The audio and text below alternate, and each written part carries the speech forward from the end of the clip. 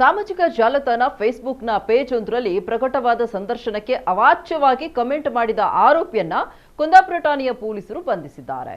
ಬೆಂಗಳೂರಿನ ಮತ್ತಿಕೆರೆ ನಿವಾಸಿ 45 ವರ್ಷ ಪ್ರಾಯದ ಪ್ರಕಾಶ್ ಎಸ್ ಬಂಧಿತ ಆರೋಪಿಯಾಗಿದ್ದಾನೆ. ಸಂದರ್ಶನ ಲೇಖನವನ್ನ ಒಳಗೊಂಡ ಪೇಜ್ಗೆ ಫೇಸ್ಬುಕ್ನಲ್ಲಿ ಹೆಮ್ಮೆಯ ಕಾರ್ಯಕರ್ತ ಎಂಬಾತ ಅವಾಚ್ಯವಾಗಿ ಕಮೆಂಟ್ ಹಾಕಿದ ಬಗ್ಗೆ ಕುಂದಾಪುರ ಪೊಲೀಸ್ ಠಾಣೆಯಲ್ಲಿ ಸ್ವಯಂ ಪ್ರೇರಿತ ಪ್ರಕರಣ ದಾಖಲಾಗಿತ್ತು. ಕುಂದಾಪುರ ಉಪವಿಭಾಗದ ಡಿವೈಎಸ್ಪಿ ಎಚ್.ಡಿ. ಕುಲಕರ್ಣಿ ಅವರ ಮಾರ್ಗದರ್ಶನದಲ್ಲಿ ಕುಂದಾಪುರ ಪೊಲೀಸ್ ಠಾಣೆಯ ನಿರೀಕ್ಷಕ ಜಯರಾಮ್ ಡಿ ಗೌಡ ನೇತೃತ್ವದ ಕುಂದಾಪುರ ಠಾಣೆಯ ಪಿಎಸ್ಐಗಳಾದ ನಂಜಾ ನಾಯ್ಕ್ ಎನ್ ಮತ್ತು ಪುಷ್ಪ ಹಾಗೂ ಸಿಬ್ಬಂದಿ ಕಾರ್ಯಾಚರಣೆ ನಡೆಸಿ ಆರೋಪಿಯನ್ನು ಬಂಧಿಸಿ ನ್ಯಾಯಾಲಯಕ್ಕೆ ಹಾಜರುಪಡಿಸಿದ್ದಾರೆ.